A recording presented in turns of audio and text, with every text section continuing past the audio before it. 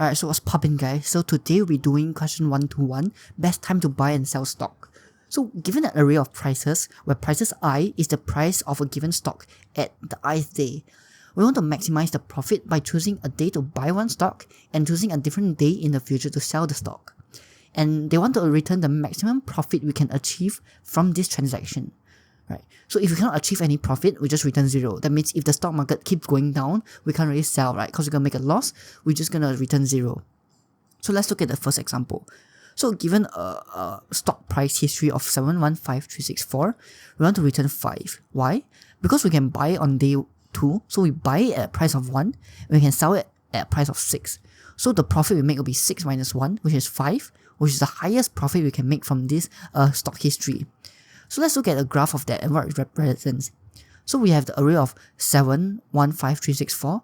So I plotted it on the graph. So on day 1 it's going to be price 7, then it's going to be 1, 5, 3, 6, 4.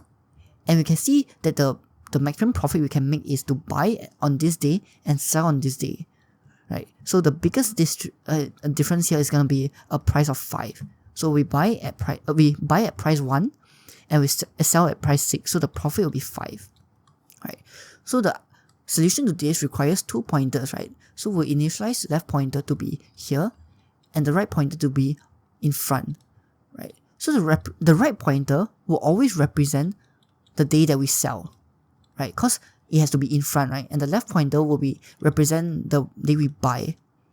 And because we must always sell after we buy, because we cannot sell a stock that we don't own, so we must sell after we buy, RP is always going to be at least 1 day ahead of LP. We cannot buy on the same day we sell. We cannot sell on the same day we buy, because you're just gonna earn $0 of profit, right? Because you buy at 7 and you sell on 7 on the same day, you don't make any money. So RP is always gonna be sell and LP is gonna be buy, and so RP is only gonna be initialized 1 day ahead of LP. And we're gonna basically find all the possible combination, not all possible, but we're gonna find combinations of LP and RP. We're gonna calculate their profit, and then we're gonna loop through everything, and then we're gonna keep track of the maximum profit that we have seen. And at the end of the loop, we're just gonna return the maximum profit. So what I'm gonna do is initialize a variable called max profit. Right, this is gonna be the global variable that keeps track of the maximum profit that we have seen.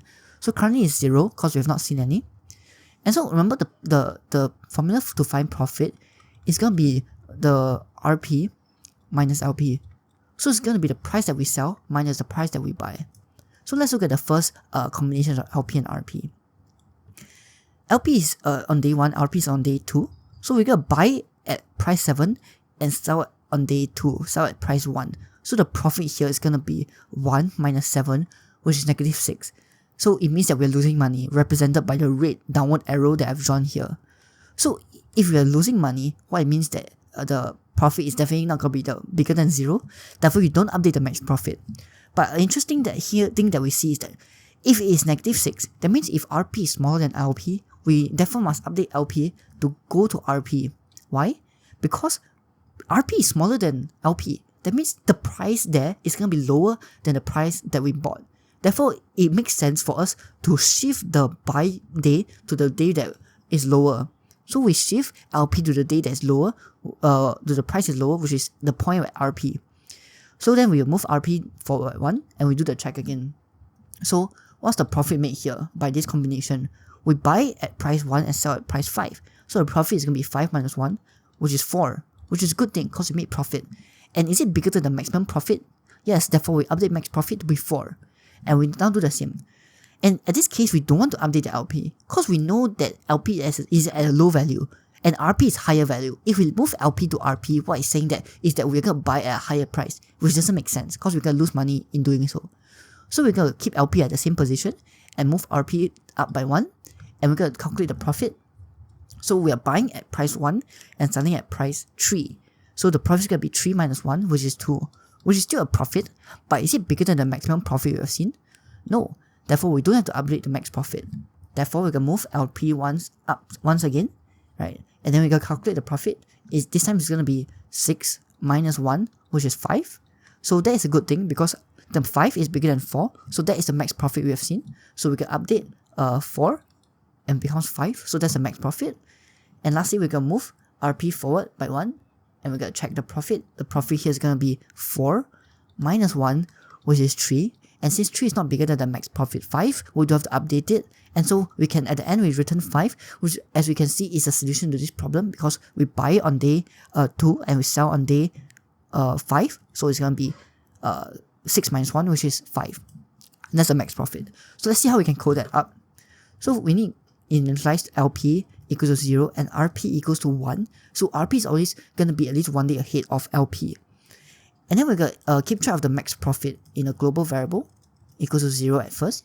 And we're going to check while RP is less than the length of the prices. So while RP is still like here, we want to check RP until it reaches the end of the array, right? So while RP is still not there yet, we want to check the profit. So how do we calculate the profit? It's going to be the prices at index RP minus the prices at index LP, right? As shown as this formula up here that we have seen. So if the profit is less than or equals to 0, right?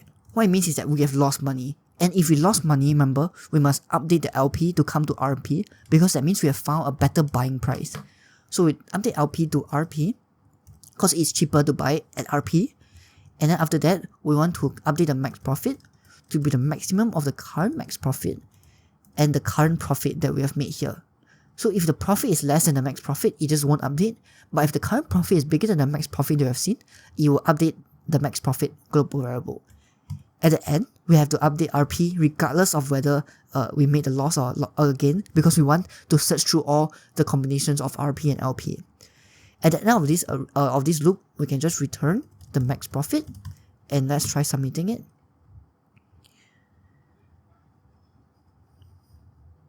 And we can see that it runs. It beats 52% and in memory it beats 6.73%.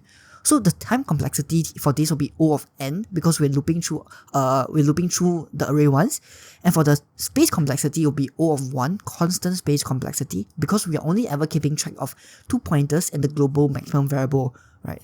Yeah. So I hope this has helped you. Thank you so much for watching.